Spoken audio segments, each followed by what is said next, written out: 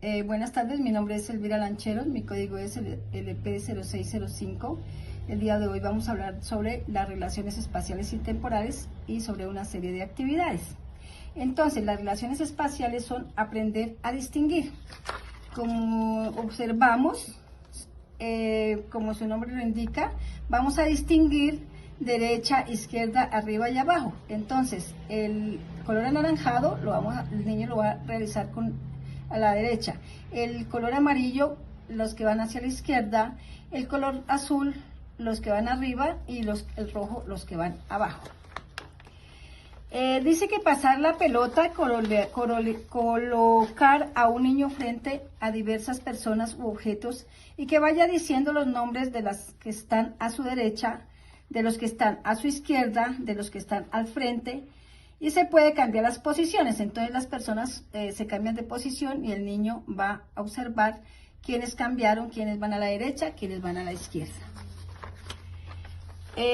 Observamos aquí, dice veo. Se coloca a un niño a observar los objetos y hacerle preguntas como ¿qué objetos están arriba? ¿Qué objetos están abajo?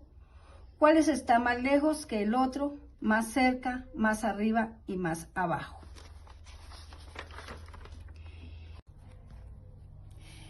La siguiente actividad es de relación temporal que identifica día, noche, mañana y tarde. Con un circulito el niño va a colocarlo donde está en el día y va a colorear las dos.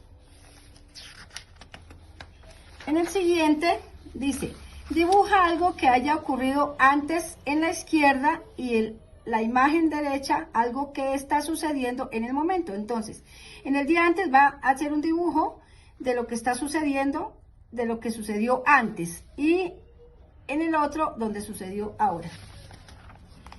En la siguiente imagen vamos a ubicar las fichas donde corresponda según actividad realizada. En la mañana, por decir, es el momento del baño. En la tarde o en el día, el momento del juego, y en la noche, el momento de dormir. Gracias, muy amables.